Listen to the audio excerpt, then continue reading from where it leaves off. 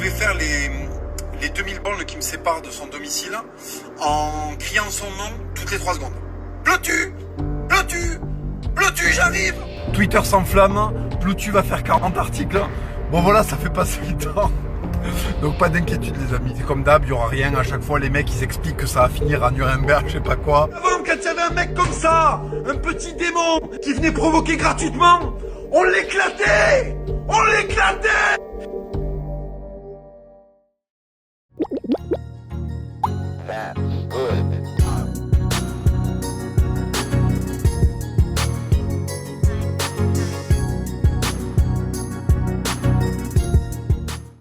Salut tout le monde. Alors vacances oblige, la vidéo d'aujourd'hui sera à la fois courte et pas hyper sérieuse.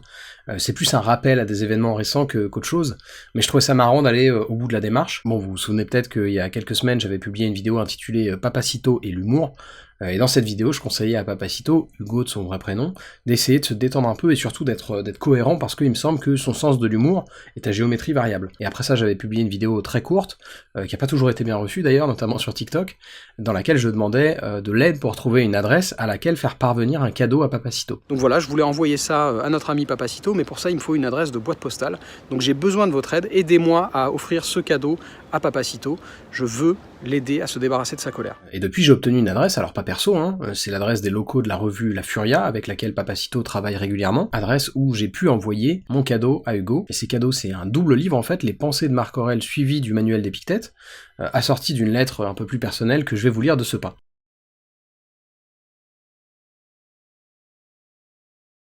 Yo la team, j'arrive à l'hôtel de ville de Paris.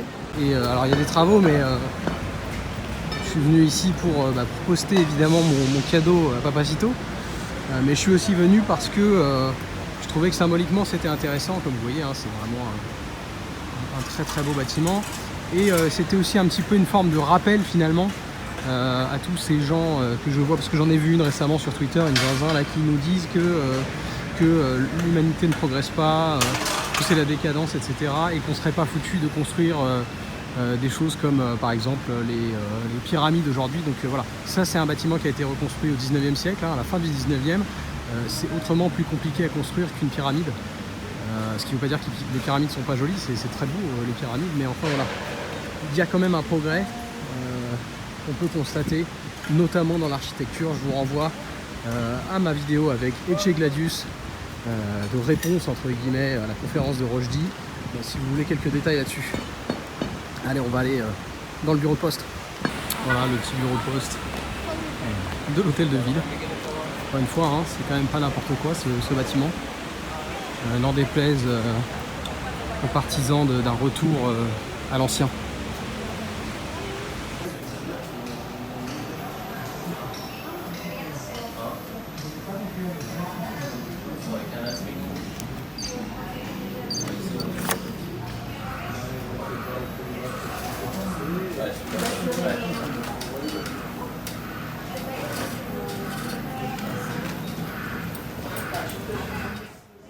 Cher Hugo, j'ai constaté chez toi ces derniers mois une forme d'indignation à géométrie variable qui m'a semblé étonnante compte tenu de ton sens de l'humour habituellement débordant.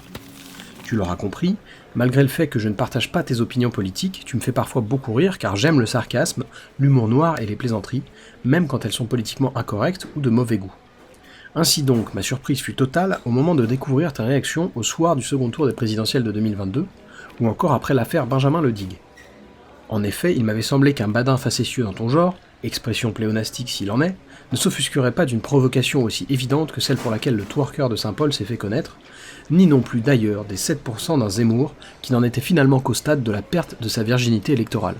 De fait, ces épisodes de colère noire m'ont alerté sur ton bien-être et ta santé émotionnelle, une inquiétude qui s'est concrétisée quand un spectateur de ma chaîne YouTube m'a recommandé de t'orienter vers des lectures apaisantes, et c'est là le sens de ma démarche.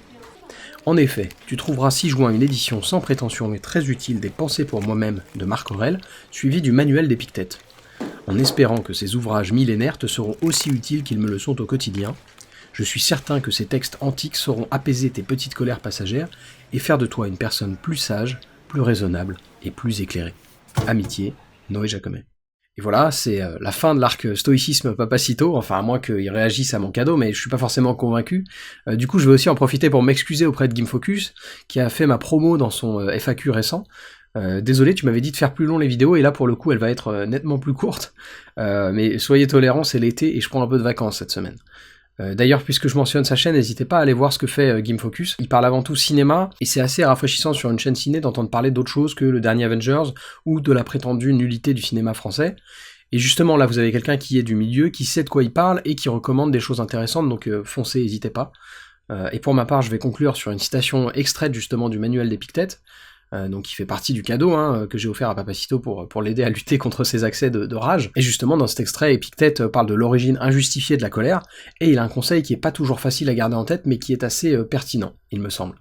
Je cite « Souviens-toi que ce qui te cause du tort, ce n'est pas qu'on t'insulte ou qu'on te frappe, mais l'opinion que tu as qu'on te fait du tort. Donc, si quelqu'un t'a mis en colère, sache que c'est ton propre jugement qui est le responsable de ta colère.